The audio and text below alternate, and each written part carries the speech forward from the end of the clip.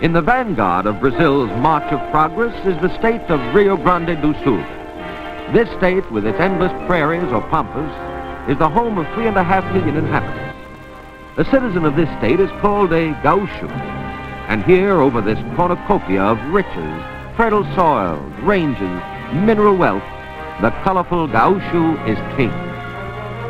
In his veins flows the blood of explorers and conquerors, of fearless Indians, of tenacious and resourceful European colonists. Tempered by centuries of wild, free life, of open land and sky, the gaúcho emerges today as a virile and enterprising builder on his productive prairies, on his large inland waterways, and in his great cities.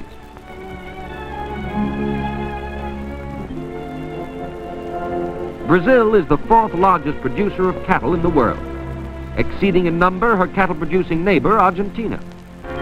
Cattle, escaping from early colonial Spanish and Portuguese posts, have roamed the Brazilian Pampas since the middle of the 16th century.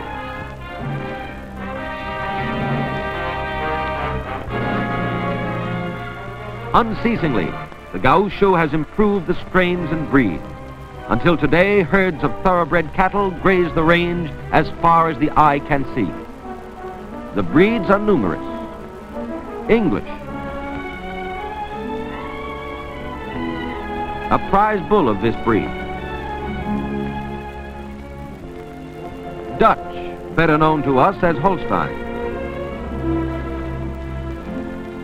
Hereford. This champion sold for $50,000. A few of his proud offspring.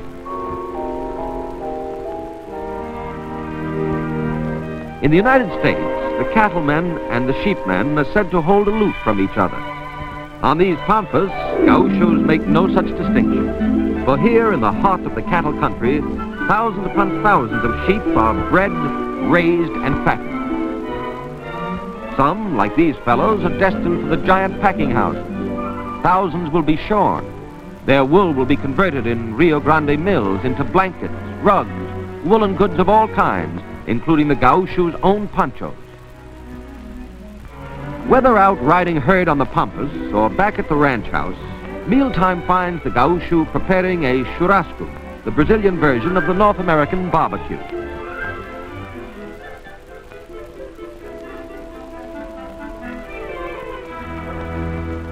Day in and day out, year in and year out, over hot coals buried in a pit, he roasts his favorite cut of beef and lamb.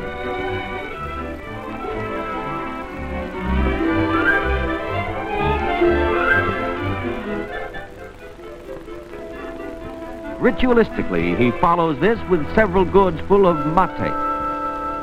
This efficacious beverage, handed down from the Indians, aids digestion and makes up for many of the deficiencies in the gaucho's unvaried meat diet. Until recently, Brazil was the largest producer and exporter of mate in the world.